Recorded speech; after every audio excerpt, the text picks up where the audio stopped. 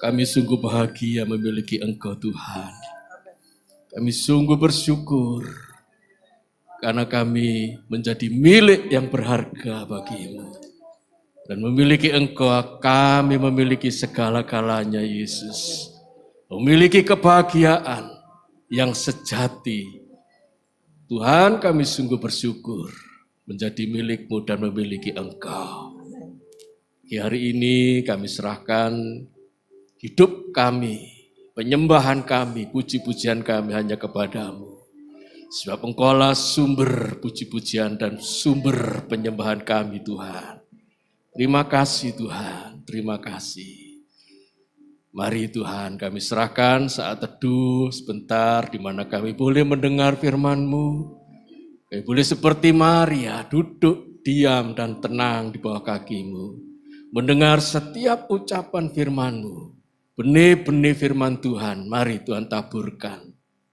Kami buka hati kami seperti lahan yang subur, sehingga benih-benih firman Tuhan dapat bertumbuh lebat, menjadi buah-buah kehidupan bagi kami dan bagi orang-orang yang di sekitar kami. Mereka boleh melihat Allah kami di dalam Tuhan Yesus Kristus adalah Allah yang perkasa, sumber kebahagiaan kami dan sumber kehidupan kami. Terima kasih Tuhan. Pakailah saya hamba-Mu, mari Tuhan tolong kami sebagai saluran berkat firman Tuhan, sehingga yang kami dengar pagi ini adalah hanya suara-Mu sendiri. Roh Kudus beracaralah di tengah-tengah kami, dan jadikan kami bukan hanya pembaca dan orang merenungkan firman Tuhan, tetapi menjadi pelaku-pelaku firman Tuhan dalam praktek hidup kami sehari-hari. Terima kasih Tuhan, di dalam nama Tuhan Yesus kami siap menyambut firman Tuhan. Mari yang percaya kita katakan sama-sama, amin, amin. Silakan duduk Bapak Ibu Saudara, shalom, puji Tuhan. Sungguh bersyukur, berterima kasih untuk Pak Gembala, Pak Pendeta Titus bersama Ibu yang telah memberikan kesempatan saya untuk melayani saudara-saudara pagi hari ini. Saudara yang dikasihi oleh Tuhan, puji Tuhan bahwa tahun ini kita mendengar banyak khotbah, banyak benih-benih firman Tuhan yang semuanya bertemakan 2023 adalah the year of living in God's glory. Tahun di mana kita tinggal menghidupi kemuliaan Tuhan. Haleluya. Dan tema pagi hari ini yang ingin saya sampaikan sangat sederhana dan singkat. Jangan lupa bahagia. Mari katakan bersama saya, jangan lupa bahagia. Pak Andreas, bentar. Temanya itu hidup di dalam kemuliaan Tuhan. Tinggal di dalam kemuliaan Tuhan. Loh, hubungannya apa Pak? Bahwa tema pagi ini, jangan lupa bahagia. Nanti setelah firman Tuhan, saya harapkan saudara-saudara pulang dengan membawa satu kesimpulan yang amat penting, amat esensial. Bahwa tinggal di dalam kemuliaan Tuhan, itu membuat saudara bahagia. Tidak ada kebahagiaan yang lain, kecuali saudara tinggal di dalam kemuliaan Tuhan. Terima kasih untuk Ibu Pimpinan Pujian, Ibu Yeni, yang telah memimpin kita dalam pujian pembuka yang luar biasa. Bertemu muka dengan muka, tinggal dalam hadirat-Mu Bapa. Ya, saudara-saudara, saudara bertemu muka dengan muka dan tinggal dalam hadirat Tuhan, itu sesuatu yang keren, saudara. Ya, sebuah kesempatan, sebuah peluang, di mana saudara-saudara menikmati kemuliaan Tuhan. Dan sekaligus dengan itu, saudara akan mendapatkan kebahagiaan. Ingat saudara, kebahagiaan kita di dalam Tuhan sebagai orang-orang beriman itu bukan berasal dari luar kita, bukan. Saudara, hari-hari ini sudah gajian, wih saudara bahagia. Ya, dompet tebal. Pak Andreas, bukan hanya dompet tebal. Akhir tahun habis ini dapat gongli. Dapat bonus akhir tahun Pak Andreas. Bisa saya pakai untuk banyak hal dengan bonus akhir tahun. Oh haleluya, saya ikut bersyukur. Saya ikut gembira untuk kebahagiaan saudara. Tapi ingat, kebahagiaan kita bukan ditentukan oleh apa yang di luar kita. Tetapi kebahagiaan kita sebagai orang-orang beriman itu sangat ditentukan oleh apa yang ada di dalam kita. Dan itu hanya kita peroleh kalau tinggal menghidupi kemuliaan Tuhan. Bertemu muka dengan Tuhan sendiri. Nah, mari kita lihat renungan firman Tuhan pagi ini meneguhkan relevansi hubungan antara tinggal dalam kemuliaan Tuhan dengan kebahagiaan. Karena itu jangan lupa bahagia. Katakan sekali lagi tema kita pagi ini, jangan lupa bahagia. 1, 2, 3. Jangan lupa bahagia. Tidak perlu sedih, saudara. Tidak perlu bingung.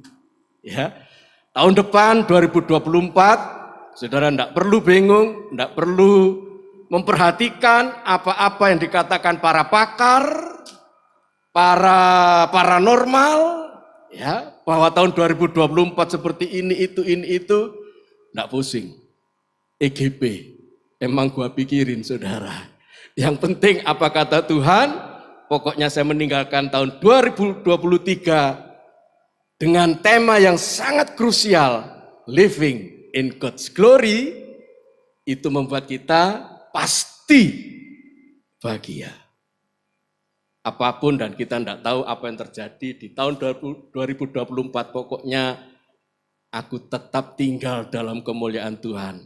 Aku sudah bertemu muka dan setiap hari bertemu muka dengan Tuhan.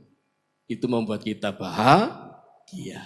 Kita akan melihat Yohanes 1 ayat 14, lalu disambung Lukas pasal 9 ayat 28 sampai 35. Yohanes 1 ayat 1 sampai 14 saya baca lebih dulu. Nanti saudara persiapkan Alkitab saudara dalam Injil Lukas pasal 9 ayat 28 sampai 35. Saya baca dulu ya, Yohanes 1 ayat 14. Firman itu telah menjadi manusia dan diam di antara kita. Siapa itu saudara? Tuhan Yesus. Tuhan Yesus Sang Firman, Allah itu sendiri telah menjadi manusia dan diam di antara kita. Berkemah, bertabernakel di antara kita. Immanuel, Allah beserta kita. Yuk kita lanjutkan. Dan kita telah melihat kemuliaannya, yaitu kemuliaan yang diberikan kepadanya sebagai anak tunggal Bapa, penuh kasih, karunia, dan kebenaran. Kita sambung Lukas 9 ayat 28 sampai 35 bergantian. Saudara membaca ayat 28, saya lanjutkan ayat 29 dan begitu seterusnya kita baca silih berganti. Lukas 9 ayat 28. 1, 2, 3, silakan.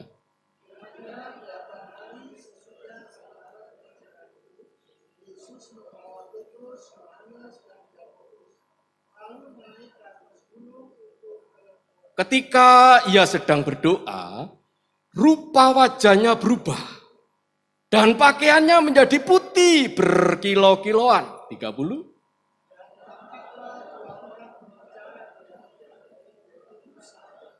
Keduanya, Musa dan Elia, menampakkan diri dalam kemuliaan dan berbicara tentang tujuan kepergian Yesus yang akan digenapinya di Yerusalem 32.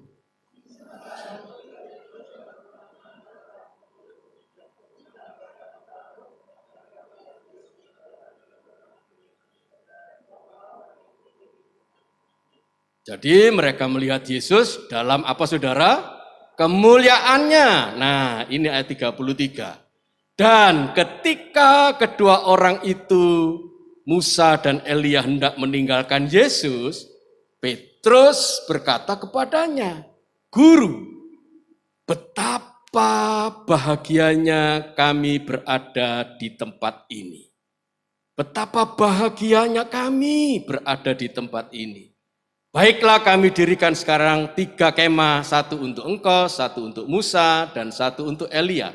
Tetapi Petrus tidak tahu apa yang dikatakannya itu. 34. Ayat 35 yuk kita baca sama-sama. 1, 2, 3. Maka terdengarlah suara dari dalam awan itu yang berkata, Inilah anakku yang kupilih, dengarkanlah dia.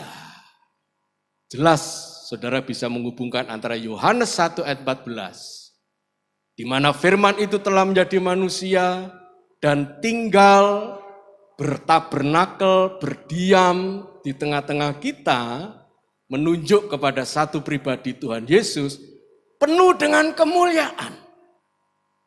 Dan Lukas 9 ayat 28 sampai 35 memberikan laporan pandangan mata secara langsung. Live, siaran live saudara. Ya, ini siaran langsung yang disampaikan oleh Lukas. Bagaimana 3 murid Yesus, Petrus, Yakobus, dan Yohanes betul-betul melihat kemuliaan Yesus. Dan lalu ayat 33 tadi. Spontan. Apa yang dikatakan Petrus saudara tahu, betapa bahagianya kami. Saudara, ayat-ayat ini telah jelas, bukan? Mengaitkan hubungannya antara kemuliaan Tuhan dengan kebahagiaan saudara. Amin, saudara. Jadi tidak perlu ditafsirkan. Ya tapi Pak Andreas ojo langsung mulai, walaupun tidak ditafsirkan, khotbah nose, ya toh. Karena sudah selesai sebetulnya saudara. Kalau saudara sudah punya pemahaman itu, ya memang itu yang ingin saya sampaikan. Orang yang merasa bahagia ketika tinggal dalam kemuliaan Tuhan, Petrus, Yakobus, dan Yohanes. Dan di samping Petrus, Yakobus, dan Yohanes yang tahu menyaksikan kemuliaan Tuhan lalu merasa bahagia adalah saudara dan saya. Amin, saudara. Jemaat GKI Kana dan saya itu juga orang-orang yang bahagia. Karena itu jangan lupa bahagia, saudara. Ada seorang yang membuat sebuah syair lagu di tahun 1855. Namanya Joseph Scriven. Syair itu diberi judul What a Friend We Have in Jesus. What a friend we have in Jesus. Syair ini hendak memberikan tanda tanya besar kepada kita semua. What a friend we have in Jesus. Adakah seorang teman yang seperti kita punya di dalam Yesus? Ada enggak saudara punya teman yang begitu setia, begitu baik seperti Yesus? Iya Pak Andreas, enggak ada. ketika dia menulis syair itu, jangan dianggap dia dalam kondisi bahagia. Saudara, hidupnya berkali-kali mengalami musibah, tapi dia masih bisa membuat syair. What a friend we have in Jesus. Dia sudah hampir nikah, tetapi tunangannya mati tenggelam. Dia sudah bikin undangan untuk persiapan pernikahan, tapi menjelang hari H pernikahannya, tunangannya mati, saudara. Dia nangis. Kenapa Tuhan ini terjadi dalam hidup saya? Dia mencoba lagi membangun cinta dengan gadis yang lain sepeninggal dari tunangannya itu. Lah kok tunangannya yang juga beberapa hari lagi dinikahinya, saudara, jatuh sakit. Sakitnya parah, meninggal lagi. 2 kali hampir nikah, kedua-dua tunangannya meninggal. Yang satu tenggelam, tidak bisa diselamatkan. Yang satu sakit dan juga tidak bisa tersembuhkan. Dengan hati yang hancur, dia mengambil satu keputusan. Aku ingin untuk menyerahkan hidup bagi Tuhan. Dan dia bilang sama ibunya, Bu atau Ma, aku tidak akan menikah lagi. Aku ingin jadi hamba Tuhan. Dan Tuhan memberikan saya panggilan, bukan di Irlandia, di negeri kita, saya jadi hamba Tuhan. Saya mau pergi ke Amerika, ke benua yang lain. Irlandia di Eropa, dia terpanggil untuk melayani Tuhan di Amerika dan di Kanada. Sebagai seorang mama, saudara, dia berat. Ditinggal oleh Joseph Scriven. Nah, kalau melayani Tuhan, ya di Irlandia aja. Tidak usah jauh-jauh lintas benua. Tidak, Ma. Tuhan seolah-olah memberikan saya hati yang mantap untuk saya melayani di Amerika. Dia pesan tiket, dia pesan kapal, dia berangkat, saudara. Singkat cerita, di Amerika dan di Kanada, dia mendapat sebuah telegram dari mamanya. Kalau mamanya sakit keras. Joseph Scriven tidak bisa pulang, saudara. Pertama, dia memang tidak punya uang. Dia sudah komitmen, aku tidak akan terima apapun dari pelayanan saya. Dan dia bekerja secara sederhana. Apa pekerjaannya? Dia pemotong kayu, saudara. Dia tolong janda-janda tua, janda-janda miskin, orang-orang yang tidak punya kekuatan, tidak punya uang untuk membayar upah orang potong kayu sebagai kayu bakar. Karena saudara tahu di Amerika dan di Kanada itu kalau musim dingin, salju turun, orang butuh kayu bakar. Dipotongkan sama Joseph Scriven.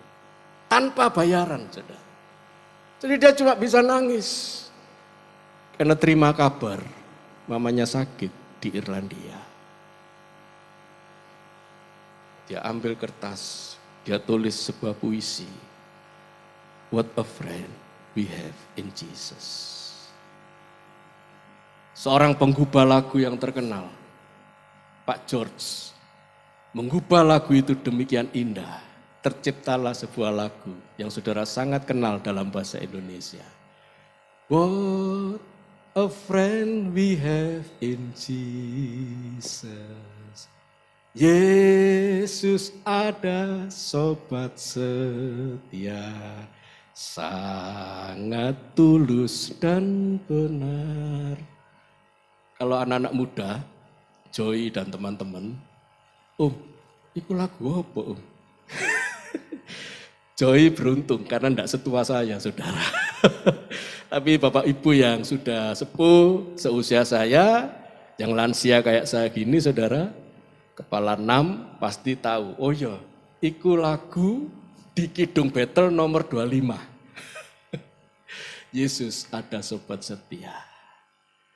Saudara, syair itu sebelum digubah oleh Pak George dikirim ke ibunya. Dan dia bikin kopi, saudara. Dan lagu itu tidak hanya memberkati sang ibu. Bahwa kami, Bu, masih punya sobat yang setia. Di tengah-tengah kehidupan yang penuh dengan ketidakbahagiaan. Sekali lagi, ketidakbahagiaan. Dia masih bisa menulis.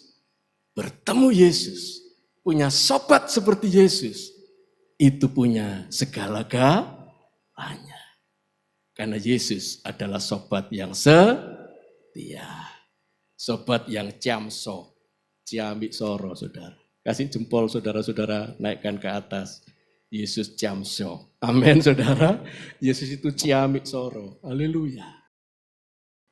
Dan saudara dan saya punya harta karun terbesar. Kita sudah punya penghiburan. Amin. Kita sudah punya sobat yang setia.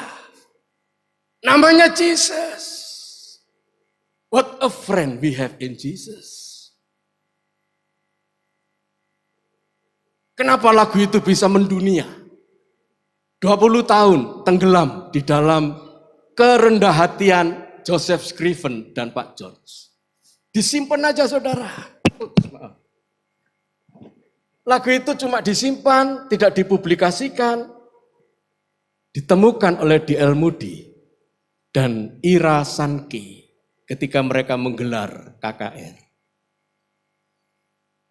Dan lagu itu dikumandangkan untuk pertama kali di KKR-nya D.L. Moody. Memberkati semuanya. Tapi yang beruntung adalah saudara dan saya. Karena kami punya harta karun yang indah. Di balik lagu itu. Bahwa kita punya Yesus sebagai sobat yang setia. Kembali kepada Lukas 9 ayat 28 sampai 31. Injil Lukas pasal 9 ayat 28 sampai 31. Kira-kira 8 hari sesudah segala pengajaran itu, nanti kita lihat pengajaran apa. Yesus membawa Petrus, Yohanes, dan Yakobus lalu naik ke atas gunung untuk berdoa. Gunung ini adalah Gunung Tabor. Disebut sebagai Gunung Transfigurasi. Perubahan wajah Yesus yang mengalami transfigurasi. Sebetulnya bukan mengalami perubahan. Saya tidak terlalu setuju, saudara. Sebagai seorang yang pembelajar Alkitab, Yesus bukan berubah. Tapi Yesus menampakkan wajah aslinya sebagai pre-eksistensi dari Yesus. Nah, istilah pre-eksistensi pun saya juga tidak setuju. Mosok Yesus itu sebelum eksistensi? Tidak ada. Yesus ada dalam kekekalan kepada kekekalan. Yang ada adalah sejatinya Yesus sebelum pre-inkarnasi. Nah, itu yang betul. Ya.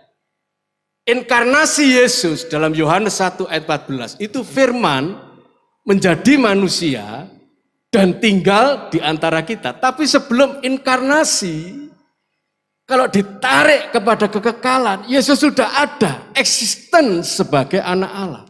Yang setuju katakan amin. Iyalah, Yesuslah anak Allah. Nah, puji Tuhan. Hari-hari ini kita akan menyambut perayaan Natal. Mempersiapkan diri. Satu hal yang sangat penting, saudara harus mengerti.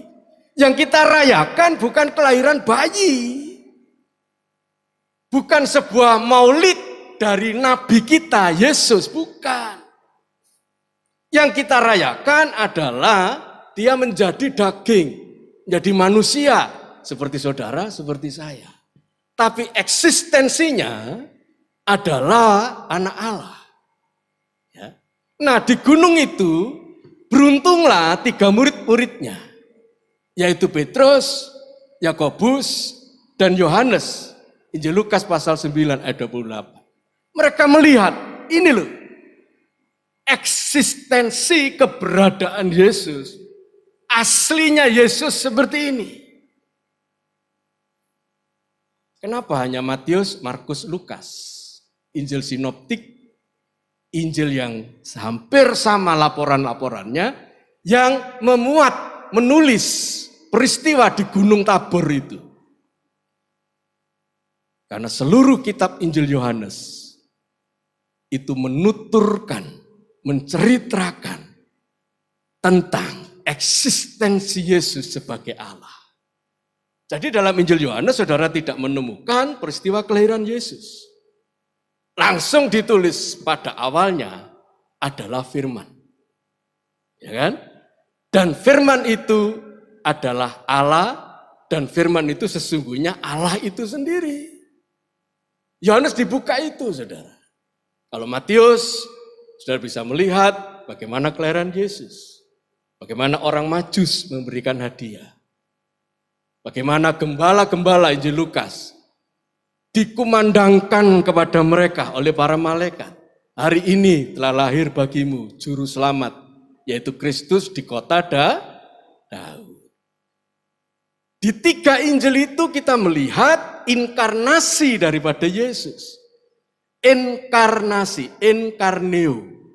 Jadi Yesus Allah yang menjadi karneo, menjadi daging, menjadi manusia seperti saudara dan saya. Tapi Injil Yohanes tidak demikian. Cuman dari 4 Injil ini sama-sama kok melaporkan bahwa memang Yesus adalah ini, saudara. Dia berubah rupa, terus ayat 29, berubah wajahnya, berubah pakaiannya menjadi putih berkilau-kilauan. Menunjuk kepada sejatinya Yesus sebagai anak Allah. Lalu ayat 30. Lukas 9 ayat 30. Dan tampaklah 2 orang yang berbicara dengan dia, siapa itu? Musa dan Elia. Sama-sama penghuni surga. Elia hidup-hidup dibawa ke surga.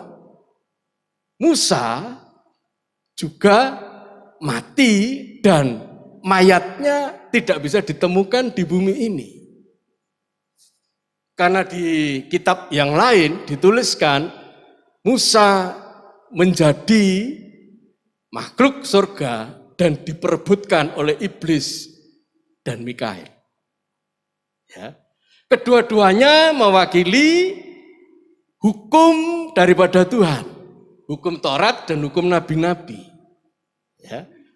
Jadi mewakili semua hal yang ada di dunia ini, tetapi juga yang adalah makhluk-makhluk pribadi yang sudah ada di surga, yang mulia. Oh, keren, saudara. Apa yang kita terima di laporan Injil Lukas begitu luar biasa. 31, ayat 31, Lukas 9.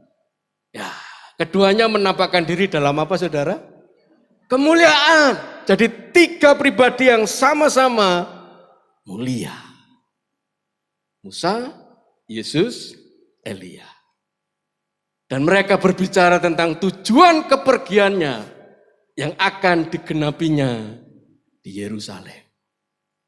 Ya, kembali ke ayat 28. 8 hari sesudah pengajaran Yesus, ini apa ini? Tolong buka ayat di atasnya, konteksnya di ayat 20 dan 22. Lukas 9 ayat yang ke-20 dan 22. Ya, Yesus bertanya kepada mereka, menurut kamu siapakah aku ini? Jawab Petrus, apa saudara? Mesias dari Allah. Mesias adalah Kristus yang diurapi, Raja Penyelamat yang dari Allah. Itulah Yesus. Tapi di ayat 22, perhatikan kenapa Musa, Elia berbicara tentang penggenapan kepergian Yesus yang akan disalib. Yesus berkata, anak manusia harus menanggung banyak penderitaan dan ditolak oleh tua-tua, imam-imam kepala dan ahli Taurat, lalu dibunuh. Dan perhatikan, dibangkitkan pada hari ketiga. Misi daripada Yesus bukan hanya lahir sebagai manusia. Bukan hanya keberadaan dan kesejatiannya adalah anak Allah. Firman yang menjadi manusia. Lalu di depan 3 orang, Yesus menampakkan diri keaslian keberadaannya sebagai anak Allah yang mulia, saudara. Tapi Filipi pasal 2 ayat 6 dan 7 juga meneguhkan itu. Paulus berkata begini dalam surat Filipi pasal 2 ayat 6 dan 7. Yang, lihat saudara, walaupun dalam, apa saudara? Rupa Allah. Inilah keberadaan Yesus yang disaksikan oleh para murid. Yang ditulis oleh Yohanes sebagai sang firman Allah itu sendiri. Ya. Sehingga tadi 4 Injil itu sebetulnya berbicara tentang keberadaan Yesus sebagai rupa Allah. Tetapi, kata Paulus, tidak menganggap kesetaraan dengan Allah Bapa dan Allah Roh Kudus sebagai milik yang harus dipertahankan. Ayat 7. Melainkan telah mengosongkan dirinya sendiri. Sebagai manusia, mengambil rupa seorang hamba. Jadi tidak terlalu persis memang kalau Yesus sebagai Allah pakai outer atau jas seperti saya ini, lalu rupa kealahannya dilepaskan untuk sementara waktu, saudara, lalu mengambil rupa seorang hamba, tidak lagi pakai jas, pakai atribut keilahiannya, tetapi seorang hamba bahkan menjadi sama dengan manusia. Luar biasa Tuhan Yesus kita. Pada poin yang pertama ini kita belajar tentang bagaimana aslinya, keberadaannya, kesejatiannya Yesus sebagai Allah. Poin yang pertama. Gunung itu sendiri menjadi saksi bisu yang pernah ditinggali, ditempati oleh Yesus, Musa, dan Elia, dan 3 orang murid-muridnya sebagai saksi mata, saksi hidup yang menyaksikan. Ini loh, kesejatiannya Yesus seperti ini.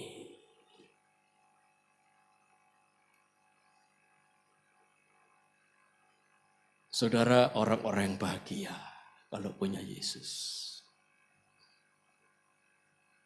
Saudara bisa berkata, Tuhan terima kasih, Engkau baik.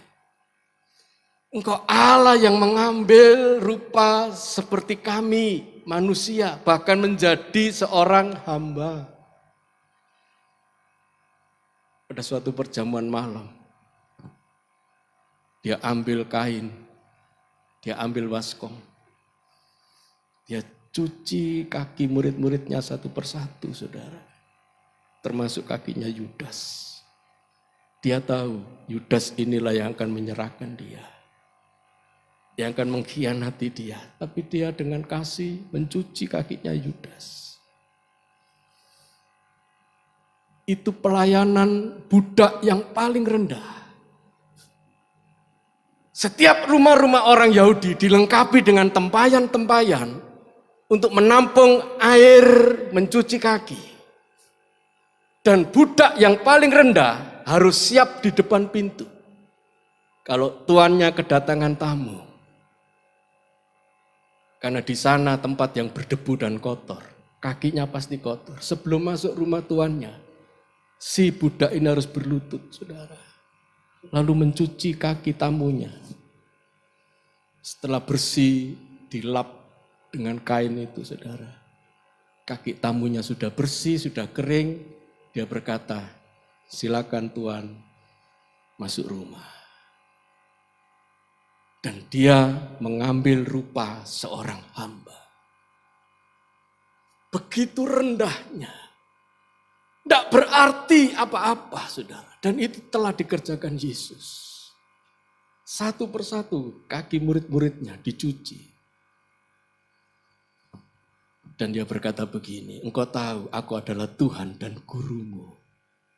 Tetapi aku memberikan teladan bagaimana kamu mengasihi, melayani satu dengan yang lain. Dan pribadi semacam itulah yang kau miliki, saudara. Jadi pulang dari tempat ini, jangan pernah ada yang merasa tidak bahagia. Jangan ada yang pernah merasa, Pak Andreas, hidupku tidak bahagia. Karena aku punya suami yang sering melakukan KDRT. Tidak setia. Tidak sayang sama keluarga. Aku tidak bahagia.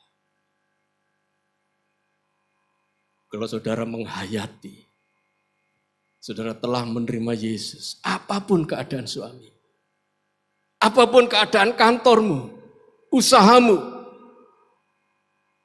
dan apa yang kau usahakan sebagai karyawan atau pedagang atau apapun lah. Kalau engkau punya Yesus, engkau tidak akan melihat semuanya itu. Setelah COVID, teman-teman kami Jemaat Wonorejo, saudara, banyak yang PHK. Dan saudara tahu ada salah satu teman kami, temannya Pak Pendeta Titus, juga temannya Bu Debi, karena mereka ini adalah dulu pernah satu gereja, satu kaum muda dengan kami, saudara. Ada salah satu teman kita, kalau ke gereja itu pakai jaket Gojek, saudara. Dia berkata setelah saya di PHK, ya ini Pak pekerjaan saya, jadi Gojek. Saya tepuk, saya rangkul bahunya, tidak apa-apa. Kamu tidak pernah rendah diri, jangan pernah merasa tidak berharga. Ini pekerjaan yang sekarang kamu tekuni. Tuhan masih bisa memberkati dengan pekerjaan ini. Tetaplah berusaha. Tidak pernah malu. Kamu tidak usah merasa orang lain lebih bahagia. Saudara, teman saya ini begitu rajin, setia. Kemarin kami mengadakan Natal kaum pria dan wanita, dia datang, saudara. Ya rajin sekali beribadah. Dia sudah menerapkan, punya Yesus. Itu tidak bisa ditandingi oleh apapun. Walaupun dia sekarang menjadi sopir Gojek. Banyak sekali teman-teman yang saya bisa ambil contoh. Yang sakit, yang sudah divonis oleh dokter. Tapi setianya sama Tuhan, minta ampun saudara. Setia sekali.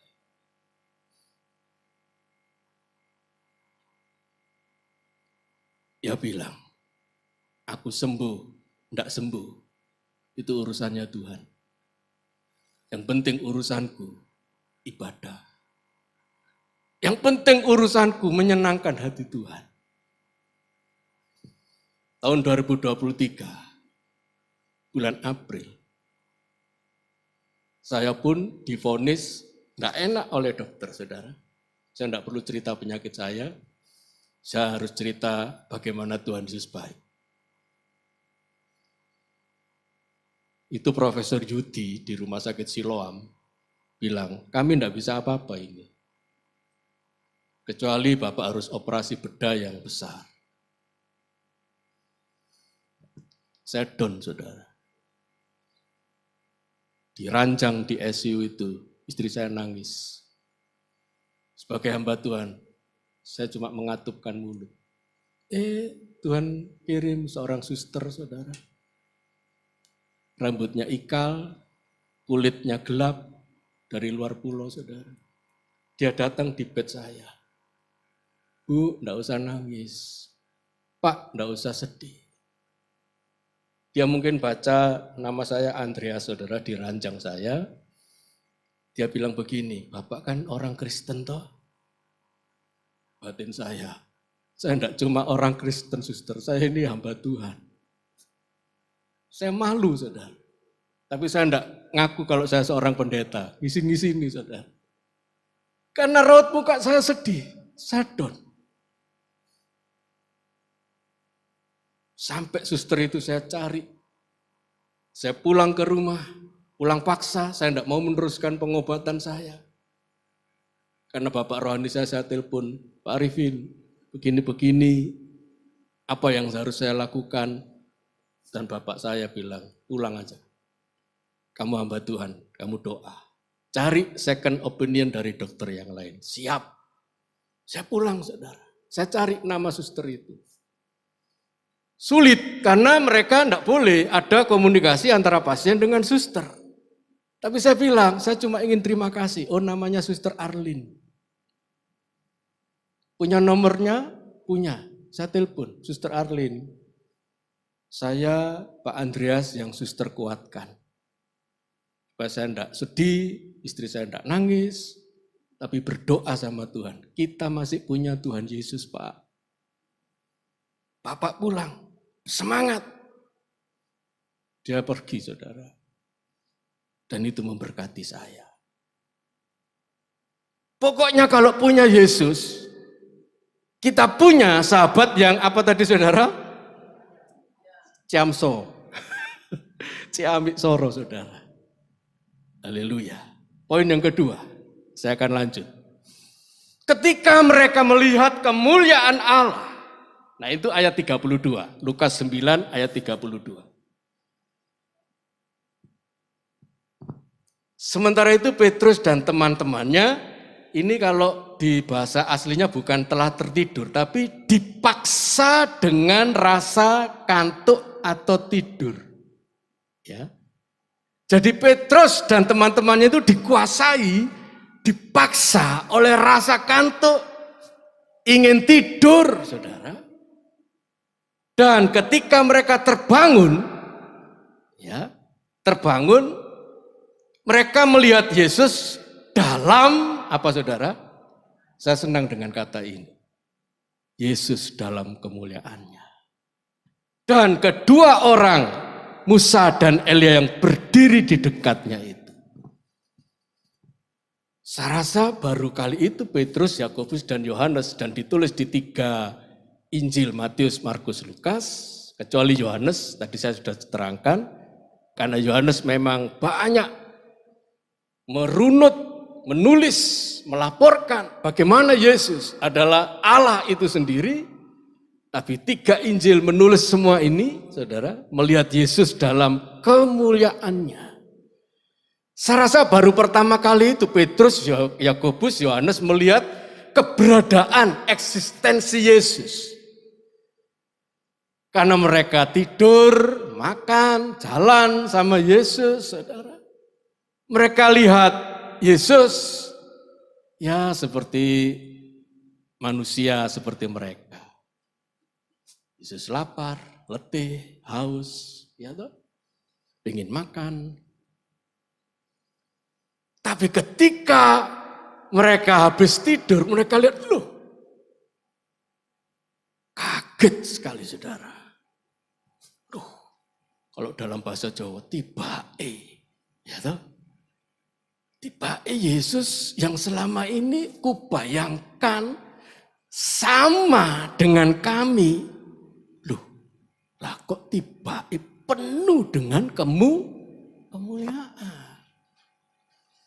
Karena itulah memang wajah pribadi eksistensi Yesus yang sejati. Loh kenapa kok jadi kayak manusia seperti Petrus, Yakobus, dan Yohanes? Karena dilepas. Atribut keilahiannya itu ditinggalkan oleh Yesus. Mengosongkan diri. Kenosis, bahasa aslinya itu 0. Hampa. Keilahiannya itu 0. Kecuali ketika menghadapi badai. diam, teduhlah. Dia pakai itu kata-kata yang penuh kuasa. Menyembuhkan orang, membangkitkan orang mati. Lazarus, keluar. Lazarus keluar bangkit, saudara. Tapi dalam kesehariannya, Petrus, Yakobus, dan Yohanes berpikir Yesus sama dengan mereka, manusia. Tadi sudah saya terangkan di poin 1. Nah, sekarang mereka melihat keberadaan Yesus dalam kemuliaannya, 33. Ini tadi yang ayat saya baca berulang-ulang. Dan ketika kedua orang itu tidak meninggalkan Yesus, Petrus spontan berkata kepadanya. Kenapa spontan? Karena dia tidak tahu lagi apa yang dikatakannya. Dia langsung spontan lepas bicara, Guru, betapa bahagianya kami berada di tempat ini. Bible versi The Message, saya baca gini, Master, this is the great moment. Wih, keren saudara. Guru, ini momentum yang great. Momentum yang besar. Peristiwa yang spektakuler. Itu versi Message, saudara. Master, this is the great moment. Betapa bahagianya kami berada di tempat ini. Kata bahagia ini dalam bahasa aslinya bukan makarizo. Beda dengan khotbah Yesus di bukit, berbahagialah, berbahagialah, berbahagialah, itu pakai kata makarizo, bahagia. Tapi yang ditulis di sini kalos. Ya. Kalos itu the best. Kalos itu good. Baik dari sisi kuantitas nomor 1, ya toh, ranking 1, tapi juga dari mutu, kualitas. Good atau the best atau beauty, cantik saudara. Jadi pokoknya kata kalos itu kata yang tidak ada duanya. Ya, betapa bahagianya, betapa kalos kami berada di tempat ini. Itu pengakuan loh saudara. Ketika Petrus menyaksikan kemuliaan Tuhan, meluncur kata-kata itu. This is the great moment. Ini spektakuler. Aku mengalami kalos. Aku mengalami sesuatu yang tidak ada tandingannya. Sesuatu yang mutunya baik. Nomor 1. Beauty, cantik. Dia ingin merasakan itu lebih lama. Baiklah kami dirikan sekarang 3 kemah, 1 untuk engkau, 1 untuk Musa, 1 untuk Elia. Kenapa Petrus berkata begini? Aku tidak mau kehilangan momentum ini. Aku mau berlama-lama kalos, menikmati the great moment. Sesuatu yang spektakuler. Yang sangat indah, sangat luar biasa, sangat kalos. Kalau dalam bahasa Jawa ini, guru, ya apa nek tak dekno kemah. Lho apa terus? Aku pengen rodok suwe. Kan gitu saudara. Aku pengen sekali menikmati momentum ini, momen-momen ini. Nek perlu sampai besok, seminggu, saulan, tahun, kami ingin tinggal di sini. Menikmati kebahagiaan bersama engkau Musa dan Elia.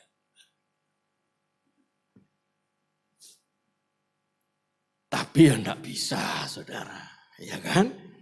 Karena di bawah gunung sudah menunggu seorang bapak yang anaknya dirasuk setan. Yang harus mereka bereskan. Itulah hati Tuhan, saudara. Dia tidak mau apa yang menjadi kemuliaannya, kebahagiaannya Petrus, Yakobus, dan Yohanes hanya dimonopoli oleh 3 orang. Karena di bawah gunung menanti pekerjaan pelayanan. Tetapi juga di Yerusalem sudah menunggu karya agung Yesus. Sehingga Musa dan Elia bercakap-cakap tentang tujuan kepergiannya yang digenapi di mana tadi?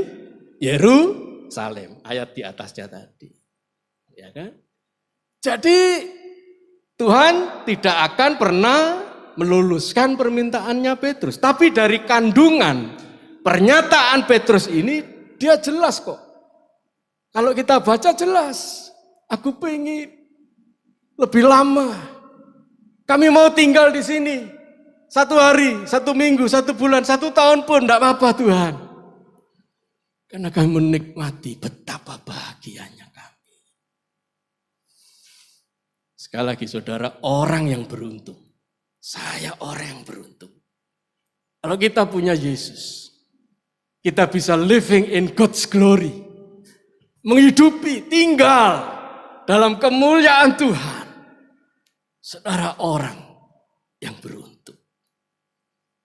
Karena engkau memiliki kebahagiaan.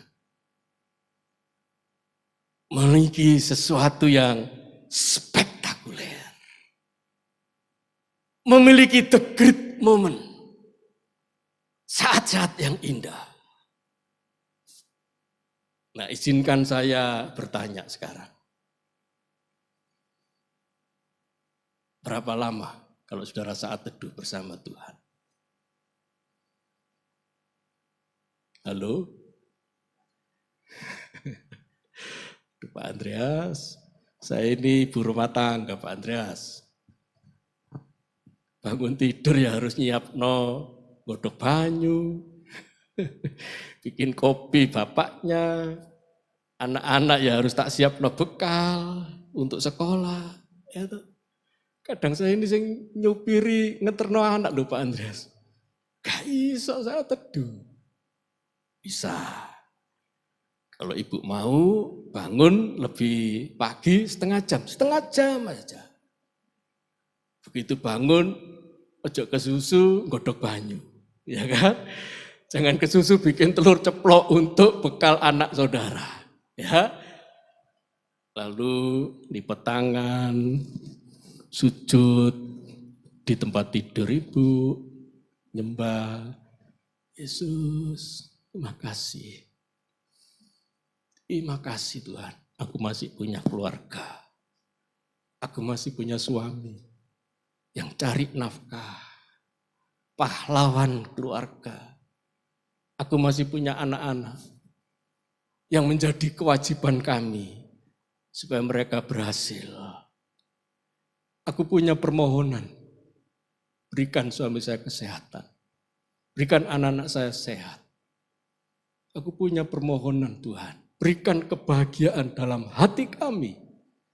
Tanpa memandang orang lain, membandingkan kami dengan orang lain. Karena punya Yesus, kami punya segala-galanya. Amin saudara, haleluya. Kebahagiaan itu cuma tergantung kacamata. Kok bisa Pak Andreas? Ya ini saudara. Ini kalau saya lepas, saya buram lihat saudara. Tidak hanya minus, ada silindernya. Ada plusnya saudara. Jadi saya tidak bisa baca, walaupun handphone saya ini fontnya besar-besar. Lu, fontnya kok gede men Pak Andreas? Anak saya kalau lihat handphone saya, Papa ini fontnya cak gede nih. Itu pun masih harus dibantu kacamata saudara, supaya tidak buram. Jadi kebahagiaan itu tergantung kacamata saudara. Kacamata apa yang kita pakai untuk melihat peristiwa? Ya kan? Kalau kacamatanya kacamata tetangga, saudara nggak akan pernah bahagia. Pak, tonggone dhewe wis duwe motor lho, Pak. Montore expander. Lah kita motore X tahun 90. Expander X90. Gak cocok iki, Pak. Ya toh? mogokan pisan. Jadi tergantung kacamata. Kalau saudara pakai kacamatanya Yesus, lihat gini saudara, wih, X90, ya toh? Tapi berkat Tuhan. Mah, gak kepingin ganti motor, enggak Pak, X90, tapi berkat Tuhan. Ya, pokoknya papa rambut, papa rawat, sering ganti oli, kita bisa ngelencer. Jadi tergantung kacamata kok saudara. Kacamata apa yang saudara pakai untuk menilai kebahagiaanmu? Kacamatanya Tuhan Yesus Pak, ya wis bener. Ya, karena kalau kita melihat kemuliaan Yesus, saudara akan berkata apa? Betapa bahagianya kami. This is the great moment. Menikmati Yesus, menikmati kebahagiaan. Ketika saya mencari second opinion, saya ketemu seorang dokter yang baik, walaupun sudah sepuh, saudara, 74 tahun. Dan ketika saya datang bersama ibu, dia banyak menghibur kami. Dia bilang gini, saya tidak senang tindakan apa-apa. Maksudnya bagaimana dok? Ya dia seorang profesor. Saya tidak suka tindakan, tapi saya ingin pakai obat saja. Cuma agak lama loh Pak Andreas. Tidak apa-apa Prof, tidak apa-apa. Dan Bapak harus rajin olahraga. Jalan kaki saja, setengah jam 1 hari. Siap. Jadi sejak bulan April sampai sekarang, saya tidak pernah lupa jalan kaki setengah jam. Saya baca di internet, bener enggak apa yang disampaikan Prof. Joko Sumantri ini? Bener saudara. Berjalan kaki itu melatih otot kaki. Otot kaki saya sudah mulai gemuk saudara. Dan itu katanya internet, katanya Google. Itu sangat bagus karena saraf-saraf di kaki ini menopang tubuh saudara. Sehingga kalau kaki saudara kuat, tubuh saudara kuat.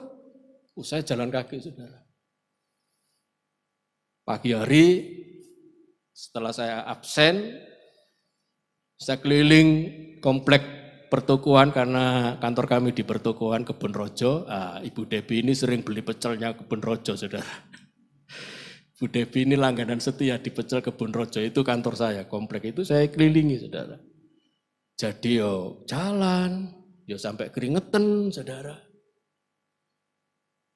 Lalu sore tak tambahin lagi.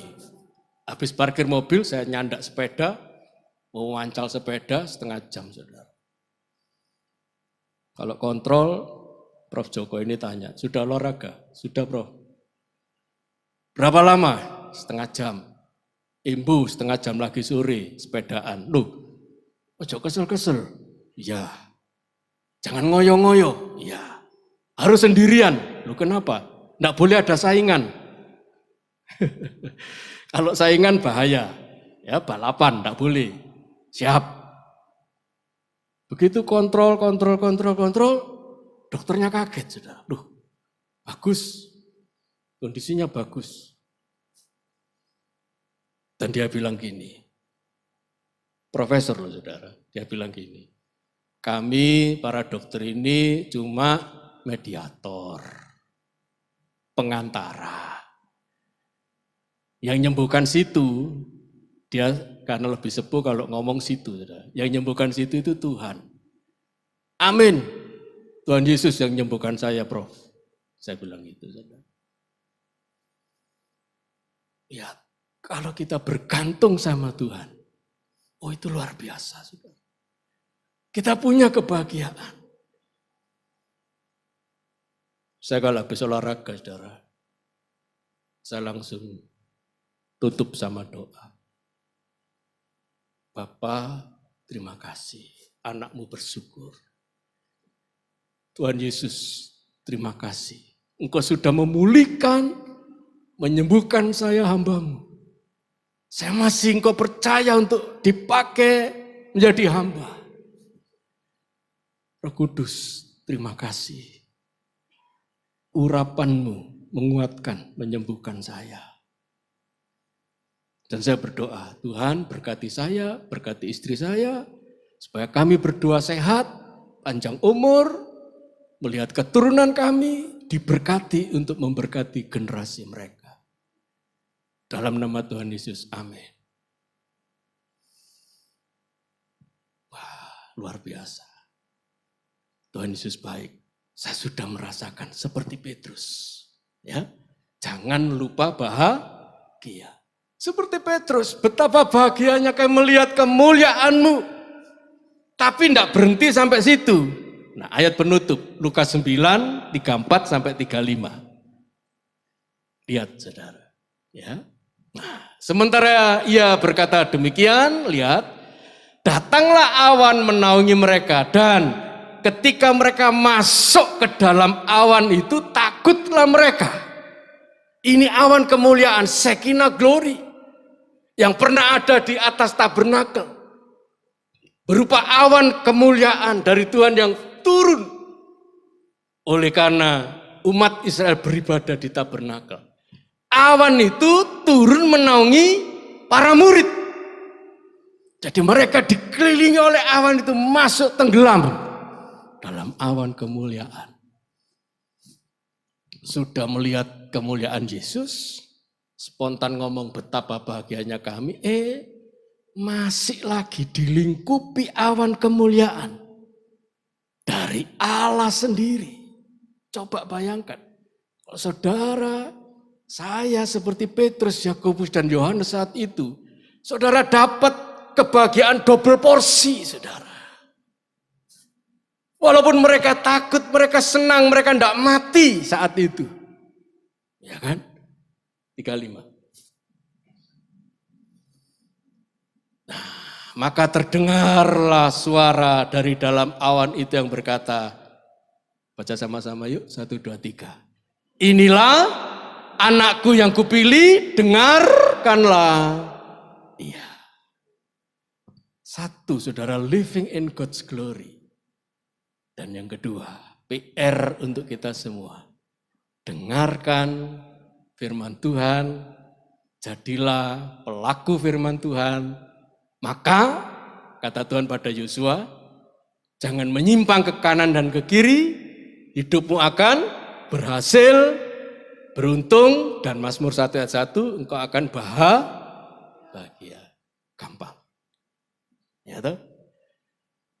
Saudara sebagai umat Kristen, orang percaya, saudara punya prinsip untuk bahagia. 1, tetap berada dalam persekutuan dengan Yesus. Amin, saudara. Yang kedua, dengarkanlah dia. Dengarkan dia. Dengarkan apa yang difirmankan Tuhan melalui Bapak Gembala saudara, melalui hamba-hamba Tuhan yang khotbah di tempat ini. Dengarkan. Dengarkan, itu banyak petunjuk, saudara akan bahagia.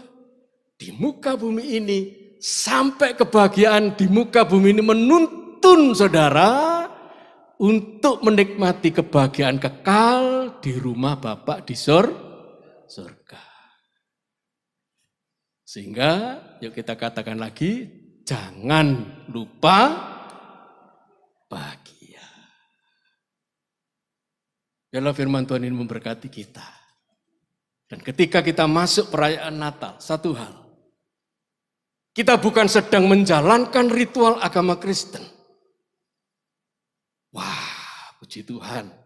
Kita masuk dalam bakdone wong Kristen. Riyoyone wong Kristen. Enggak, saudara.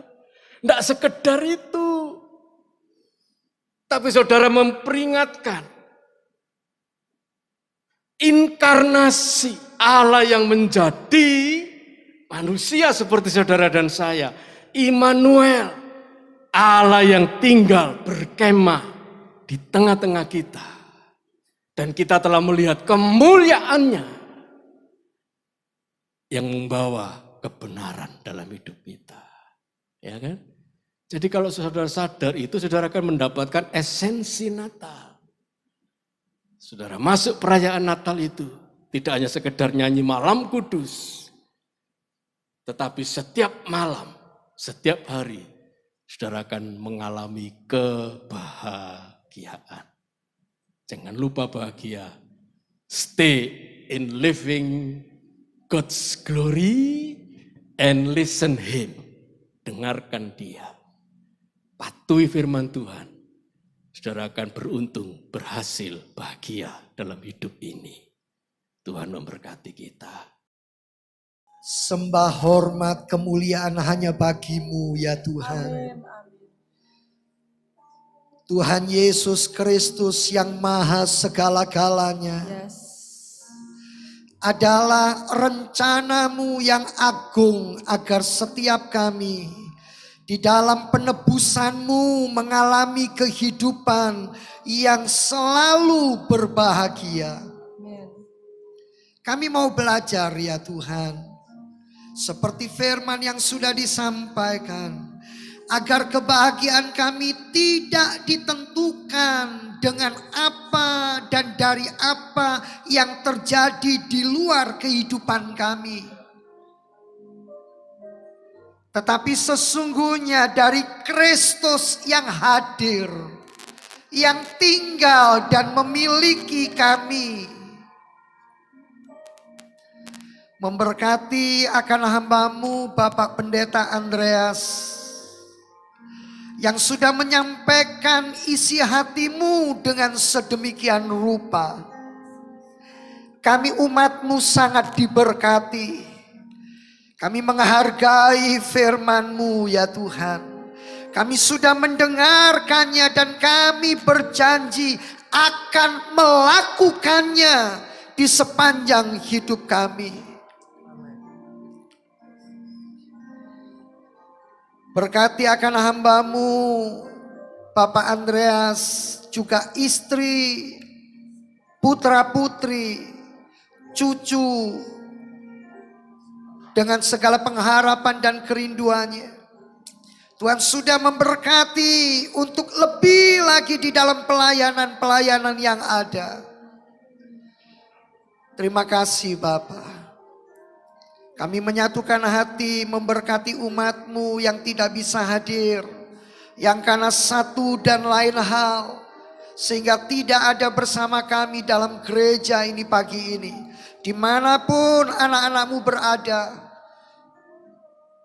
Biarlah belas kasihan Tuhan juga menjangkau mereka semuanya. Kami yang sudah hadir kami mengucap syukur. Kami berterima kasih. Sebelum kami meninggalkan gereja ini untuk sementara waktu, kami juga berdoa. Kami menyerahkan bangsa dan negara kami. Kami menyerahkan pemilu tahun depan. Kami menyerahkan Bapak Presiden, wakilnya, semua jajaran Menteri TNI, Polri, juga semua partai politik. Diberikan mereka hati yang takut akan Tuhan. Hati yang mengasihi Tuhan dan melayani Tuhan. Biarlah Tuhan pemilu tahun depan berjalan lancar, aman, tertib, damai. Hindarkan negeri kami dari pertumpahan darah, dari percitraan, dari pertikaian. Dari hal-hal yang tidak menyukakan hati Tuhan. Kami berdoa biarlah TNI dan Polri yang ada di garis depan diberikan hikmat untuk memobilisasi keamanan, pertahanan, dan ketertiban dalam negeri kami. Kami percaya Tuhan sudah memberikan pemimpin yang terbaik. Tuhan akan memberikan kami kemampuan untuk memilih yang tepat. Biarlah kami semua Tuhan, seluruh rakyat Indonesia akan memilih yang terbaik bagi negeri kami tercinta ini. Terima kasih Bapa di sorga. Kami juga berdoa buat semua partner-partner pelayanan dimanapun beliau berada. Tangan kasih Tuhan, kemurahan Tuhan, kebajikan Tuhan menyertai beliau semuanya. Bapak Ibu sidang jemaat yang saya hormati, mari angkatlah kedua belah tanganmu. Arahkan pandanganmu kepada Kristus Yesus Tuhan. Terimalah sekarang berkat dari Allah Bapa, cinta kasih kemurahan Tuhan Yesus Kristus Sang Putra, di dalam persekutuan Allah Roh Kudus akan menyertai dan memberkati hidupmu. Dan hendaklah engkau menjadi berkat. Pulanglah dan terimalah segala yang terbaik yang sudah dipersiapkannya, sekarang bahkan sampai selama-lamanya. Di dalam nama Tuhan Yesus Kristus, puji Tuhan. Amin.